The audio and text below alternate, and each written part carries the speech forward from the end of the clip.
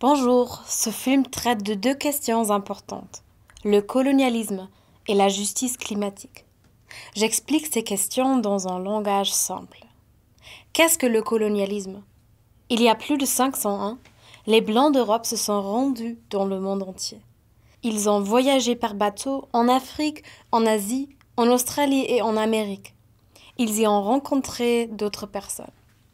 Les Européens ont volé les terres aux autres peuples. Ils ont pris les métaux et le charbon de la terre, ils ont apporté cela en Europe et ils ont pris de la nourriture pour eux. Les peuples d'Europe ont fait d'autres peuples des esclaves.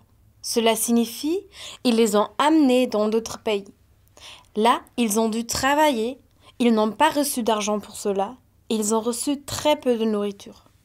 Tout cela, les peuples d'Europe l'ont fait par la force. Ils avaient un pouvoir sur les gens dans de nombreuses autres parties du monde. Les Européens ont dit « Tout le monde devrait vivre comme nous. C'est une bonne chose. Et toutes les autres façons de vivre sont mauvaises. » Cela signifie le colonialisme. Des gens d'Afrique, d'Asie, d'Australie et d'Amérique ont dit « Nous pensons que c'est mauvais. Nous voulons vivre comme nous le voulons. Nous voulons décider par nous-mêmes. C'est ainsi que nous voulons vivre. » Ils se sont battus et ils ont protégé leurs terres. C'est ce qu'on appelle en langage dur résistance. Aujourd'hui, le colonialisme est terminé. Mais beaucoup de gens ont encore des désavantages parce qu'ils étaient autrefois dominés par l'Europe. Ils vivent souvent de la terre dans les pays du Sud. Ils vivent en Afrique, en Asie et en Amérique centrale et du Sud, par exemple. C'est pourquoi nous les appelons le Sud global. Les Blancs ont des avantages parce qu'ils dominaient d'autres pays. Souvent, ces personnes vivent dans les pays du nord de la Terre. Par exemple, ils vivent en Europe, en Amérique du Nord ou en Australie. C'est pourquoi nous les appelons aussi Nord global.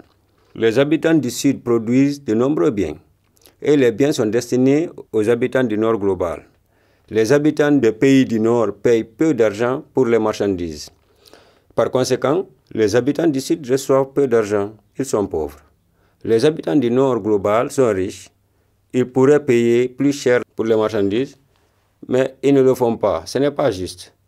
Dans les pays du Sud, l'environnement est très dégradé parce que les Européens ne se souciaient pas de l'environnement avant. Ils voulaient gagner autant d'argent que possible.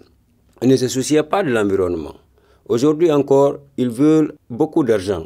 Ils ne se soucient toujours pas de l'environnement. Il y a donc beaucoup de saleté et de poison. Quand les choses sont fabriquées dans les usines, personne ne se soucie de l'environnement là-bas.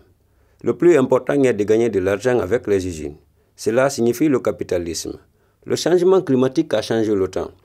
Il y a souvent de terribles tempêtes.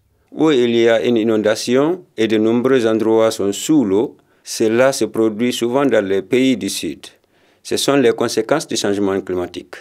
Les gens du Sud ont peu d'argent. Ils ne peuvent pas bien se protéger contre les intempéries. Ils perdent souvent leur maison lors des tempêtes ou d'inondations. Les gens perdent leur maison. Souvent, ils ont aussi faim parce qu'il n'y a pas suffisamment de nourriture. Les gens du Sud n'ont pas d'argent pour s'acheter de meilleures maisons. Et les habitants du Nord ont beaucoup d'argent. Ils peuvent facilement se trouver de nouveaux foyers ou acheter plus de nourriture. Mais dans les pays du Nord global, il n'y a souvent pas de mauvaises conditions météorologiques. Les gens qui y vivent sont mieux lotis. Mais les habitants du Nord émettent beaucoup de CO2 parce qu'ils achètent beaucoup de choses, parce qu'ils conduisent beaucoup de voitures, parce qu'ils volent beaucoup en avion. Cela met beaucoup de CO2 dans l'air et cela change le climat. Nous l'avons appris dans le film sur le changement climatique. Elle explique. Ce sont les habitants du Nord qui sont responsables du changement climatique parce qu'ils produisent beaucoup de CO2. Les habitants des pays du Sud produisent peu de CO2 parce qu'ils sont pauvres. Les gens sont pauvres parce qu'ils sont exploités par les gens du global Nord. C'est pourquoi ils ne peuvent pas acheter autant de choses. C'est pourquoi ils ne prennent pas souvent l'avion. Ils ne sont donc pas responsables pour le changement climatique. Cela signifie les populations du Nord sont responsables du changement climatique. Les habitants des pays du Sud ne sont pas les responsables du changement climatique, mais ils ont plus de problèmes à cause du changement climatique. C'est injuste. C'est pourquoi nous voulons une justice climatique. Cela signifie nous voulons arrêter le changement climatique. Nous le voulons aussi que tout le monde aille bien. Les habitants des pays du Nord devraient apprendre. Nous, les habitants du Nord, pouvons apprendre beaucoup des habitants du Sud.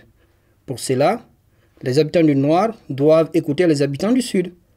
La justice climatique signifie que les populations du Sud ne devraient pas être pauvres.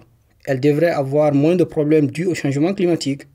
Pour cela, les habitants du Nord doivent produire moins de CO2 et ils doivent changer beaucoup de choses. Permettez-moi de résumer. Dans le passé, les peuples d'Europe avaient le pouvoir sur de nombreux pays d'Asie, d'Afrique, d'Australie et d'Amérique. Ils ont fait de mauvaises choses. C'est ce qu'on appelle le colonialisme. C'est pourquoi il existe aujourd'hui de grandes différences entre les pays du Sud et les pays du Nord. Les habitants du Nord sont les responsables du changement climatique, mais les populations du Sud ont beaucoup plus de problèmes à cause du changement climatique. C'est injuste. C'est pourquoi nous voulons une justice climatique. Nous le faisons. Nous voulons que tous les hommes, les animaux et les plantes de la terre prospèrent.